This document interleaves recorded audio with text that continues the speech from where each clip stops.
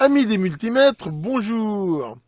Eh ben, j'ai aujourd'hui l'occasion de vous présenter ce multimètre ET3240, qui est un multimètre de table, hein. D'habitude, je vous montre plutôt des multimètres portables.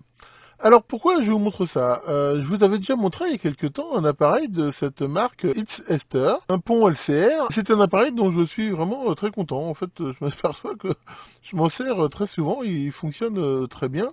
Et j'ai vu que donc il faisait aussi dans la même marque donc un multimètre de table. Multimètre de table, donc il m'a paru aussi avoir un bon rapport qualité-prix. Je me suis dit que ça pourrait éventuellement en intéresser quelques-uns, que j'en fasse une présentation. Alors déjà, pourquoi un multimètre de table? On est habitué à avoir des multimètres, on va dire, portables, alimentés par pile, qu'on peut balader un peu à droite à gauche. Un multimètre, généralement, vu qu'il a un petit peu plus de place, peut offrir déjà plus de commandes. Ils sont généralement, même si c'est pas toujours le cas, plus précis. Ils ont un boîtier qui permet facilement de les empiler, enfin de poser des choses dessus. Ils sont alimentés par le secteur, ce qui élimine les problèmes de pile. Enfin, voilà, c'est un petit peu complémentaire. On retrouve ça très souvent. Voilà, il y a les appareils en version, on va dire, mobile et on va dire de laboratoire fixe. Alors, ce multimètre, si on regarde rapidement ses caractéristiques, bon, je vais pas tout vous lire. Je mettrai en commentaire le lien sur cette page pour que vous puissiez vous-même le regarder plus en détail si ça vous intéresse. Mais voilà, on voit ici donc toutes les caractéristiques. Alors bon, honnêtement, c'est pas très bien traduit. Je veux dire, enfin, c'est en français, mais comme d'hab. Enfin bon, si vous parlez un peu anglais, moi je vous conseille de l'afficher plutôt en anglais, parce que là, des fois, il y a des termes qui sont un petit peu bizarres. Bon, enfin bon, on arrive quand même à comprendre. Donc, comme on va le voir, il offre pas mal de possibilités assez intéressantes. Donc, une résolution aussi intéressante. Donc, c'est un 22 000 points. Hein, je rappelle que quand on parle en points sur les multimètres, ça veut dire que à un moment donné, l'affichage peut afficher 22 000 valeurs différentes. Donc là, si la virgule est ici, par exemple, on peut comprendre que il peut afficher de 0 à 22 volts avec une résolution théorique de 1 millivolt. Voilà, en gros, il faut le voir comme ça. J'avais déjà expliqué cette notion là de digit ennemi. Après, comme tout appareil de mesure, il spécifie, on va dire, les tolérances max. Hein, voilà, par exemple, pour les tensions continues, c'est 0,05% plus, alors le 3 ici, c'est ce qu'on appelle 3 digits. On autorise ici une erreur de 3 unités. Donc on voit que ça a des performances, hein, je veux dire, pour un appareil de ce prix-là, qui sont tout à fait honorables. Et on voit qu'il couvre ici des gammes de mesures qui sont vraiment largement suffisantes pour la majorité de ce qu'on peut faire, je veux dire, en réparation, en amateur. Hein, je dirais c'est déjà supérieur à pas mal de multimètres. Il permet, comme on va le voir aussi, de faire la mesure Kelvin à 4 fils. Hein, donc ça c'est très intéressant, comme je vous l'ai déjà montré, si vous voulez mesurer des résistances faibles. Là on voit qu'il gère plein de sortes de thermocouples pour pouvoir mesurer les températures, qu'on peut bien sûr le brancher sur un ordinateur, enfin voilà, donc c'est vraiment un appareil assez complet que je vous propose de découvrir maintenant. Alors j'ai reçu ça dans ce colis. Alors par contre, comme on peut le voir, ce colis, manifestement, comme on dit, il a fait 14 sans casque. Il était complètement défoncé là, Alors je le découvre en même temps que vous. Je prie le ciel, comme on dit, pour que il ne soit pas endommagé à l'intérieur. Mais des fois vraiment, enfin bon, les transporteurs ils prennent vraiment pas soin des colis. Ça c'est pas forcément, je sais pas quel transporteur a fait ça, mais toujours est-il que c'est pas cool. Alors comment on se retrouve à l'intérieur? Donc là on peut voir cette boîte. Alors heureusement il a l'air d'être bien protégé ici par deux mousses. Là on a une boîte devant. Je vais essayer de sortir. Alors justement elle est toute défoncée aussi. Voilà. Voilà, donc on va regarder, j'espère que c'est pas abîmé ce qu'il y a dedans. Et l'appareil lui-même, qui heureusement a l'air vraiment quand même bien protégé par ces coques de plastique là. Bon, visuellement comme ça, je veux dire, il n'a pas l'air d'avoir souffert. Bon, ça c'est plutôt une bonne chose. On va regarder ça de plus près. Alors, qu'est-ce qu'on a dans cette boîte ici? Ça s'ouvre comme ça. Alors, justement, nous avons différents accessoires. Donc, Ici, donc, un petit mini DVD donc, qui doit contenir, je pense, la dock et le software. On va regarder ça. Un cordon secteur, bon, pas tout à fait standard. Un certificat de calibration. On voit qu'il date du 10 2019, hein, donc il n'a pas été en stock bien longtemps. Voilà, carte de garantie. Là, un petit sachet qui contient les cordons. Alors, ils sont très... Apparemment, c'est des trucs genre silicone, très souples. Donc ça, c'est plutôt bien. Ah ouais, vraiment. Ça j'apprécie. C'est des cordons silicone. Ils ont vraiment de bonne qualité. Voilà. Donc ça, c'est plutôt cool. Et avec fusible de rechange pour l'alimentation ou peut-être les gammes courant. Comme ça, je sais pas. Et là, des possibilités de rajouter donc des pinces croco. Ok. Et finalement, une notice en anglais qui explique donc le fonctionnement. Bon. Par contre, on voit que pour la mesure 4 fils, là, ils fournissent pas les cordons Kelvin. Il faut se les procurer à part. Et l'appareil en lui-même, donc c'est pas hyper lourd, mais enfin c'est quand même son poids, donc il est dans ce sachet plastique. Donc heureusement, enfin du moins d'un point de vue physique, là il a pas l'air d'avoir souffert. C'est un boîtier métallique, donc ça c'est plutôt bien au niveau on va dire blindage. Là on a une protection qu'on peut enlever sur l'écran. Et voilà. Donc bon, on va regarder ça plus en détail comme ça. Et sur la face arrière, c'est très simple. On a juste la prise USB, l'alimentation avec un sélecteur. À faire attention au niveau de la tension. Donc là, il est bien sur 220 et un fusible. Voilà, il n'y a que ça. Par contre, on peut voir que, oula, quand je dis qu'il n'a pas souffert, c'est pas vrai. On voit sur le côté là qu'il a un peu cabossé. Bon, ça n'empêchera pas de fonctionner, je pense.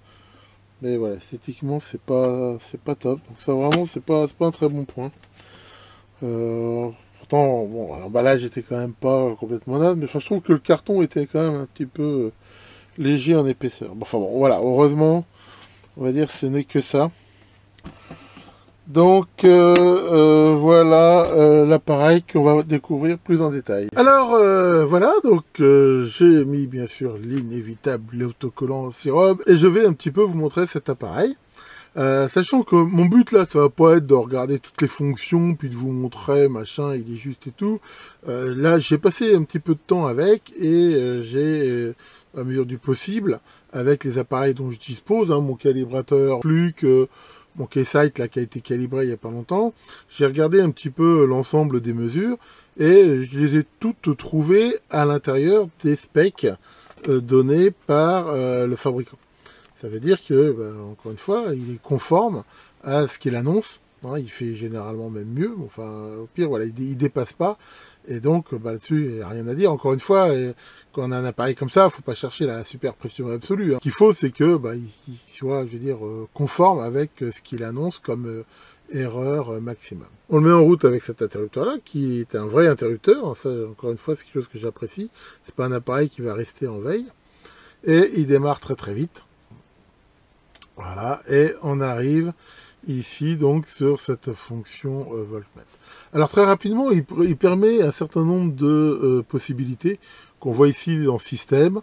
On a le numéro de série, on a la version, on a le langage. A priori, d'après ce que j'ai vu, on a le choix voilà, entre chinois et English. Donc moi personnellement, je vais rester sur l'anglais. On peut savoir si on veut avoir un bip. On peut choisir, là, comme on peut voir, la luminosité de l'afficheur. Et éventuellement, on a différents styles, si on regarde, là, d'affichage. En gros, ça joue un petit peu sur les contrastes, les couleurs. Après, voilà, c'est à chacun d'ajuster ça selon ses goûts. Alors, c'est un appareil bon, qui est très, très classique. Hein. On voit que, généralement, on va brancher les cordons de mesure entre la partie low ici et height pour quasiment toutes les mesures. Avec de façon très classique, qu'on veut mesurer des courants, donc jusqu'à 100 mA ou 12 ampères, sur des entrées séparées, hein, qui vont à l'intérieur sur des shunts, sachant que ces deux entrées ici servent pour faire les mesures à 4 fils, dont je vous avais déjà parlé, hein, je ne vais pas vous les refaire, hein, de type mesure Kelvin. Ouais, ça a vraiment du sens, ces mesures-là, encore une fois, que quand on veut mesurer des résistances plutôt faibles, ou alors avec une très très grande précision, hein, l'idée étant, je le rappelle juste rapidement, d'éliminer la résistance des fils de mesure. Alors, cet appareil, donc de base, on voit qu'il permet de mesurer donc tension continue, alternative, ohmmètre 2 à 4 fils, les fréquences, les périodes, la température, les capacités, continuité, et après les courants, pareil, alternatifs, DC. Donc, je pense que j'ai pas vraiment de super valeur ajoutée, encore une fois, à tout vous montrer, mais je vais vous montrer par contre quelques petites particularités de cet appareil qui en font un petit peu... enfin, qui a pas son originalité, mais qui sont intéressantes. Alors là, déjà, pour mesurer une tension, eh ben, je vais ici, voilà, le mettre sur une source de tension. Alors là, de base, il n'est pas en mode auto. On peut choisir les gammes de façon manuelle grâce à ces touches-là. Sachant que si on veut, là, voilà, on peut se mettre en auto, et à ce moment-là, comme on peut le voir, si je baisse la tension, là, il va changer de gamme de façon complètement automatique. Donc ça, c'est très très classique. Alors justement, là par exemple, là, voilà, j'ai 3 volts 573. Et si je l'ai branché en parallèle là sur mon Keysight, on voit 3 volts 570. Donc, si on regarde, hein, comme je l'ai dit, hein, il est ici dans les specs. Hein, sachant qu'en même temps, je ne l'ai même pas, je pense, laissé chauffer plus de là, vraiment tout le temps qu'il faudrait. Là, voilà, hein, comme je l'ai dit, il est dans ses specs. Voilà, hein, là on regarde que, encore une fois, par exemple, pour une tension comme ça, on n'a pas plus de 2 digits d'erreur. On peut parler ici de la notion de déclenchement. Hein. Le mot ici, c'est trigger. On voit que par défaut, à chaque fois que le petit point blanc commute, eh ben, il fait une mesure. Et on peut choisir, vous voyez, 3 vitesses de mesure. Voilà, fast. Hein. On voit qu'il répond là assez vite. Voilà, et éventuellement plus lent. Donc ça peut être déjà intéressant selon la vitesse où on veut le faire. Mais on peut aussi avoir un mode de déclenchement manuel. À ce moment-là, il fait une mesure à chaque fois qu'on va appuyer sur le bouton. Et à tout moment, on peut revenir comme ça en automatique. Donc ce trigger, il va surtout être intéressant là pour la possibilité d'enregistrement. À tout moment, on peut se mettre là en mode save. Et comme on peut le voir quand on fait save, chaque mesure, il va les enregistrer. C'est-à-dire que là, si on fait varier la tension, eh ben, il enregistre les mesures. Bien sûr, si on a choisi un trigger plus rapide, eh ben, on voit qu'il enregistre de façon plus rapide. Et à tout moment, on peut s'arrêter et relire les différents enregistrements qu'on a fait. Alors ça, c'est pas mal, hein, si on veut regarder les valeurs, mais c'est pas pour moi le plus intéressant de ça, justement. Là, l'idée, ça va te passer en manuel. La possibilité donc pour faire ça justement, ça va être un trigger manuel. Donc là on voit qu'à chaque fois qu'on appuie on a une tension, mais si je veux les mémoriser, et ça c'est vrai sur les tensions, les ohms, enfin tout ce qu'on veut, on va se mettre en mode save.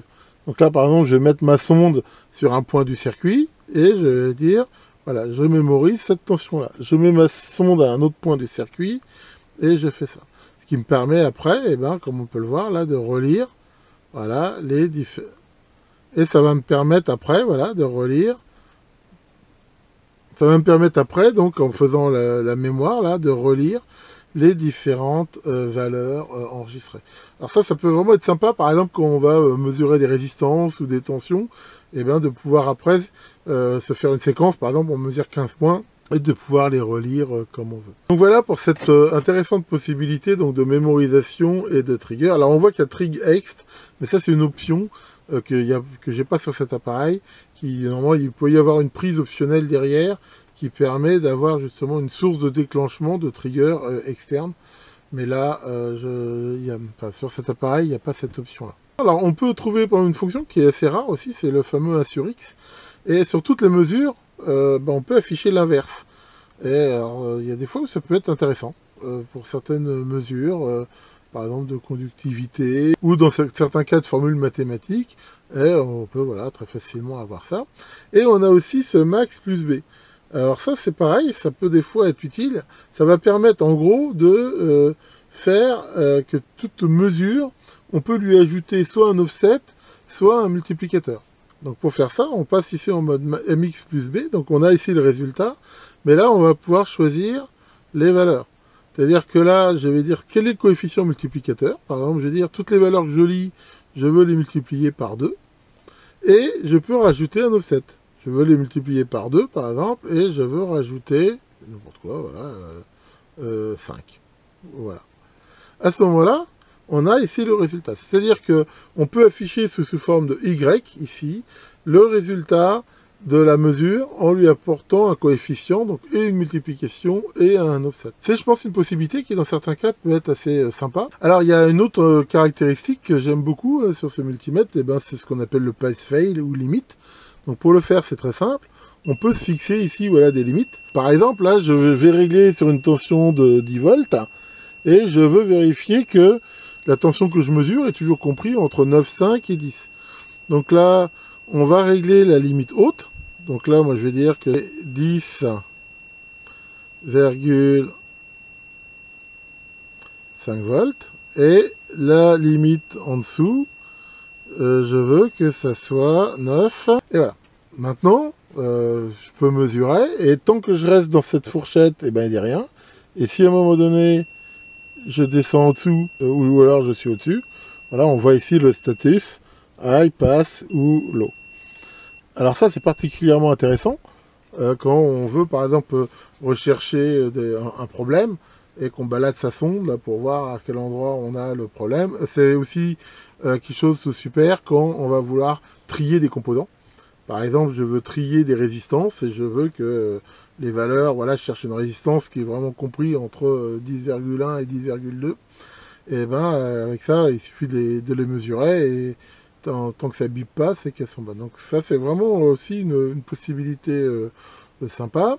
Une autre qui est intéressante, alors surtout en mesure alternative, enfin on peut le faire aussi en continu, c'est l'habilité donc de faire des mesures en dB, sachant qu'on peut choisir aussi là la référence, qu'est-ce qui correspond au 0 dB.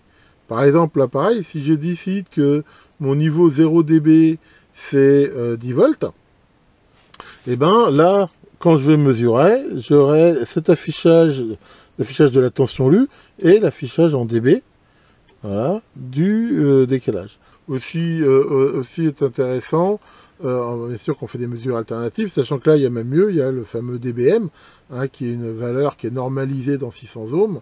Alors bon, sur du continu, c'est pas ce qu'on va plus utiliser, mais je veux dire que si on veut faire des mesures en BF de niveau, voilà, d'avoir l'affichage en dBm, c'est sympa. On a bien sûr la possibilité d'avoir des affichages de mesures relatives. Hein, donc là, on voit ici le fameux offset. Alors ce qui est sympa, c'est qu'on peut aussi le changer. En fait, quand on passe en relatif, il prend la valeur courante, mais on peut faire des mesures relatives sans même avoir la possibilité de mesurer cette valeur. Ça, c'est pas forcément fréquent sur des multimètres. Je l'ai pas... et souvent, pour pouvoir faire du relatif, il faut à un moment donné disposer de la tension de référence. Et voilà, donc là, par exemple, je peux faire cette mesure par rapport à 1 volt très facilement. Donc ça, voilà, c'est quelque chose d'assez sympa. Bon, après, il y a plein d'autres fonctions. Hein. On peut faire le fameux hold. Ah, ça, c'est très connu. Ça permet à un moment donné d'arrêter la mesure. On peut mesurer des fréquences. Alors bon, là, comme je n'ai pas de source alternative, c'est pas terrible. On peut noter d'ailleurs que quand on mesure des tensions alternatives, justement, éventuellement, il affiche aussi voilà, la fréquence. Mais là, encore une fois, là, bon, je suis en continu. Mais ça, bien sûr, c'est plutôt sympa. On peut voir qu'en mesure de température, donc là, par contre, il faut bien sûr, allez, on va enlever les sondes. Bon, j'ai pas de sonde sous la main, mais en mesure, voilà, de température, comme je l'ai dit, on peut choisir très facilement, là, plein de sortes de types de sondes.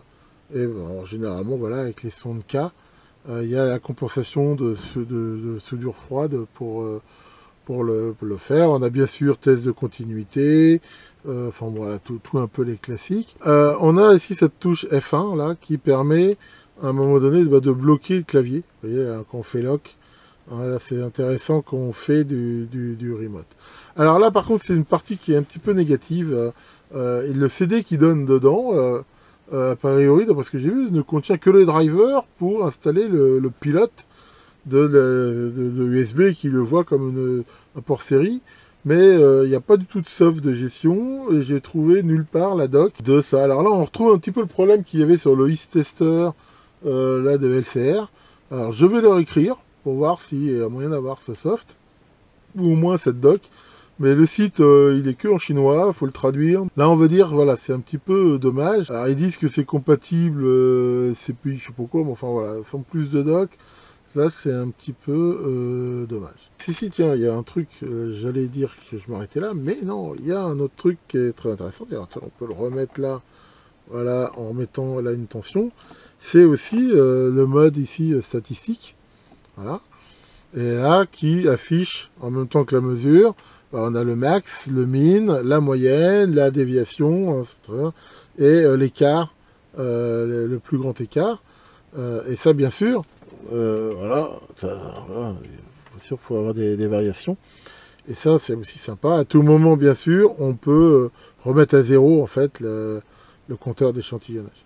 Et ça, bah, c'est aussi souvent très intéressant, justement, quand on fait des réglages ou on mesure, pourquoi pas, le gain d'un système, hein, de regarder jusqu'à combien il a sorti d'un ampli hop, par exemple, en faisant varier l'entrée, bah, jusqu'à combien elle monte ou elle descend.